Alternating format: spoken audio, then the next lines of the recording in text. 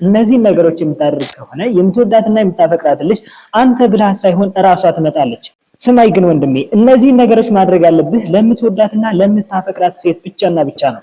አንለስ ለጊዜያዊ ስሜትህ ብለህ እነዚህ ነገሮች በማስመሰል ተጠቅመህ ለማትወዳትና ለማታፈቅራት ሴት በማድረግ ሴት ልጅ መጉዳት የለብህም። ሴት ልጅ ከመጉዳትህ በፊት ማሰብ ያለብህ መጀመሪያ እናትህን ከዛም እህትህን ነው።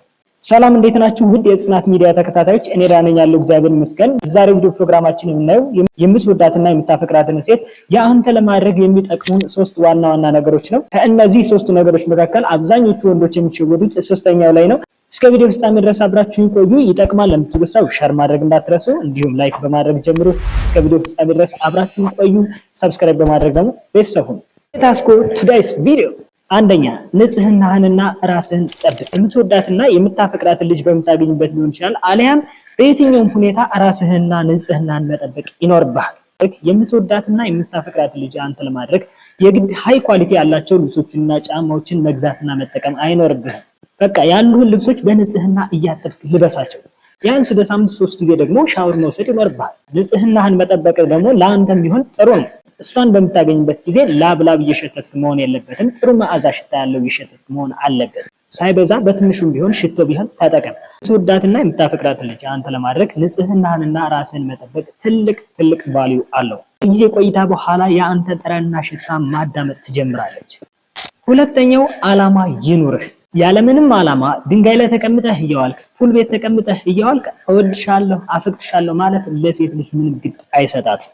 የምትወዳትና የምታፈቅራትን ልጅ አንተ ለማድረግ የግድ ቤት፣ መኪና፣ ደህና ገቢ ያለው ሰው መሆን አይጠበቅብህም። ገንዘብ ቢኖርህ በቀላሉ ለመወደድና ለመፈቀር ትበቃ ይሆናል። ይህን ስል ደግሞ ሴት ልጅ ገንዘብ ትወዳለች ማለት አይደለም። ሴት ልጅ የምታስበው ገንዘቡ ሳይሆን ገንዘቡ የመጣበትን ሁኔታ ነው።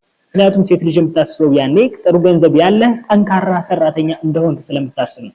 ሴት ልጅ የፍቅር ጥያቄ ስታቀርብላት የነገ ህይወቷን ታስሳለች። ምክንያቱም ነገ የተሻለ ህይወት ያኖረኛል ወይስ አያኖረኝም ብላ ታስባለች። ገንዘብ፣ ቤት፣ መኪና ቢኖርህ እንዳልኩህ ለመፈቀር በቀላሉ ይሆንልሃል። ነገር ግን ትልቅ ራዕይ ያለው ለመለወጥና ለመቀየር ቁርጥ የሆነና ሁሌም የሚጥር ወንድ መሆን አለብህ። ስለዚህ ዓላማ ያለው ጠንካራ ወንድ ሆነህ አሳያት። ሶስተኛ አብዛኞቹ ወንዶች የሚወዷትና የሚያፈቅሯትን ሴት ለማግኘት ብለው የሚያደርጉት ነገር ግን በቀላሉ የሚያጡበት ነገር ይህ ነው። ሁሌም አታግኛት። ስላፈቅርካት ብቻ ሁሌም በየጊዜውና በየሰዓቱ መደወል፣ ቴክስት ማድረግ ፈጽሞ የለብህ። እንደዚህ የምታደርግ ከሆነ ሴት ልጅ የበለጠ እንድትርቅህና እንድትኮራብህ ያደርግሃል። ሁሌም እሷን ለማግኘት አትሞክር። አውቃለሁ ይከብዳል። ያፈቀሩትን ሰው ሳያዩ ማዋልና ማደር ይከብዳል። ነገር ግን ምን ማድረግ እንዳለብን ንገርህ። ከርቀት ሁነህ እሷ ሳታይ ተመልከታትና ተመለስ። እሺ ብላ ፍቅርን እስከምትቀበል ድረስ ቢያንስ በየ3 ቀን ልዩነት መደወል፣ ማግኘት፣ ቴክስት ማድረግ ይኖርብሃል። እሷ ግን ከደወለችልህ ቴክስት ካደረገለችልህ እሰየው፣ አውራት፣ ደስ ይላል።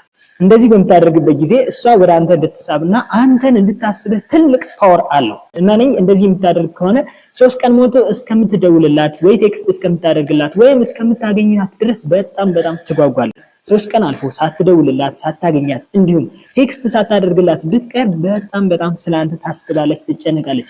ኢቭን ኢፍ ስለአንተ ደህንነት ለጓደኞች ደውላ ሁሉ ታጣራለች። ሌላኛውና የሚያስጠላው ነገር ልሙትልሽ፣ ልነጠፍልሽ በቃ አትበላት። ስትደውልላት፣ ቴክስት ስታደርግላት እንዲሁም ስታገኛት ያላንቺ መኖር አልችልም፣ ያላንቺ ህይወቴ ባዶ ናት የሚባሉ ቃላትን ፈጽሞ አትጠቀም። እነዚህ ቃላቶች እሷን የበለጠ እንድትኮራብህና እንድትርቅህ እንዲሁም ዝቅ አድርጋ እንድትመለከትህ የሚያደርጉ ቃላቶች ናቸው።